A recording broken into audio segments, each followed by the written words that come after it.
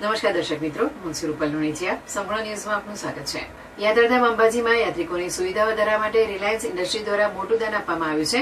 અનંત અંબાણીના 31મા જન્મદિવસ નિમિત્તે રિલાયન્સે કુલ રૂપિયા 32.50 કરોડના દાનની જાહેરાત કરી છે. આ દાનની અત્યાધુનિક યાત્રી નિવાસ અને નિઃશુલ્ક ભોજન યોજનાને વેગ મળશે. અંબાજી શક્તિપીઠ વિશ્વભરમાં શ્રદ્ધાળુઓ માટે આસ્થાનું પ્રમુખ કેન્દ્ર છે. શ્રી આરાસુરી અંબાજી માતા દેવસ્થાન ટ્રસ્ટ યાત્રિકોની સુવિધા માટે સતત વિકાસ કાર્યો કરી રહ્યું છે.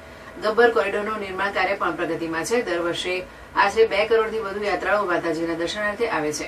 અગાઉ ટ્રસ્ટ દ્વારા અંબિકા વિશ્રામગૃહ અને જગતજની પથિકાશ્રમ જેવી સુવિધાઓ રાહત દરે ઉપલબ્ધ હતી. જોકે આ બંને યાત્રી નિવાસ જૂના અને જર્જરિત બનતા તેમજ ગબ્બર કોરિડોર વિકાસ યોજનામાં સમાવેશ થતા તેમને તોડી પાડવામાં આવ્યા છે.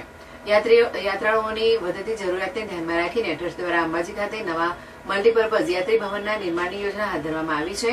આ ભવનમાં આશરે 65 રૂમ, પાર્કિંગ અને ડોર્મેટરી જેવી સુવિધાઓ હશે.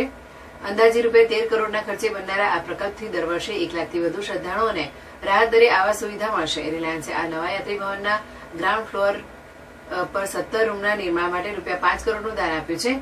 આ ઉપરાંત અંબાજી ખાતે ટ્રસ્ટ દ્વારા અંબિકા અન્નક્ષેત્ર મારફતે નિઃશુલ્ક ભોજન પ્રસાદની વ્યવસ્થા પણ ચાલી રહી છે, જેમાં દરરોજ 7,000 થી 8,000 ભક્તો લાભ લે છે.